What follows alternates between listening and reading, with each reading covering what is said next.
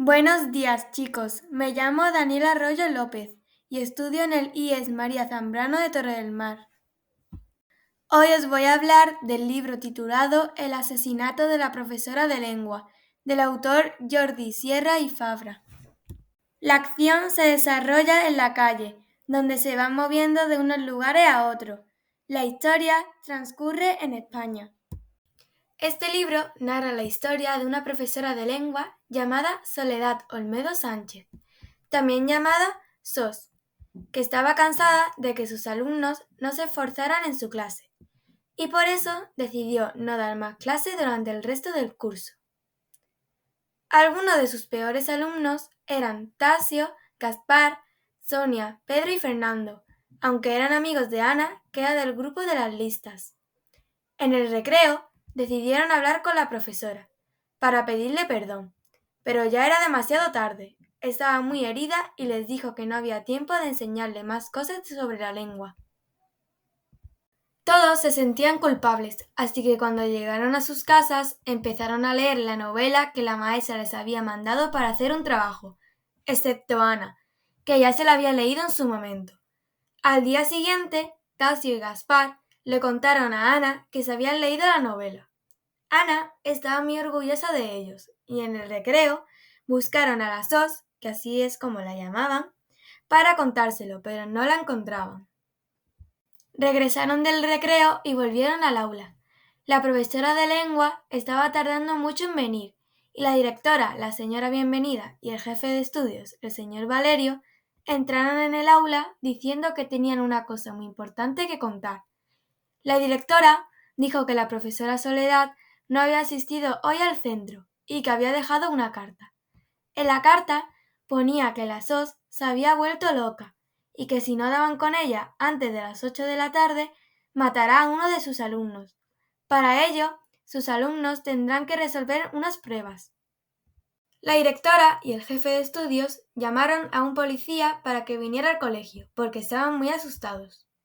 El policía, llamado Manuel Atienza León, les dijo a los niños que todo esto no se lo podían contar a nadie, y que si en algún momento descubren alguna pista sobre dónde se encuentra la profesora, que se lo comunicaran, y que si eran más de las 8, que permanecieran en sus casas.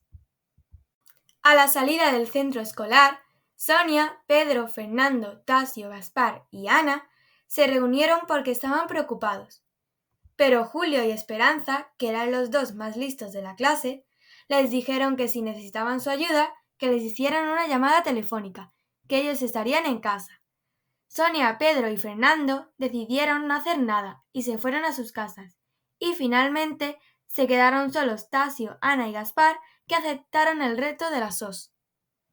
A Tasio le llegó un SMS que ponía dónde estaba la primera pista, y ahí fue donde empezaron la búsqueda de la SOS. Los tres fueron resolviendo las pruebas lingüísticas junto a Julio y Esperanza desde sus casas. Eran casi las 8 de la tarde cuando resolvieron todas las pistas y obtuvieron 8 letras que había que combinar para ir al último banco de un parque. Combinaron las letras y obtuvieron el parque La Colina. Se dirigieron corriendo porque era un poco más de las 8.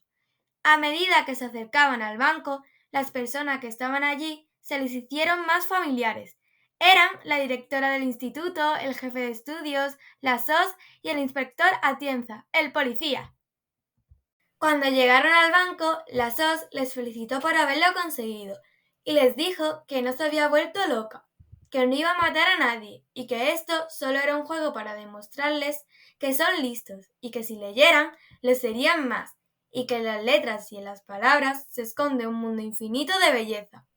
También les dijo a Tasio y a Gaspar que les iba a aprobar, no solo por leerse la novela, sino porque habían superado las pruebas.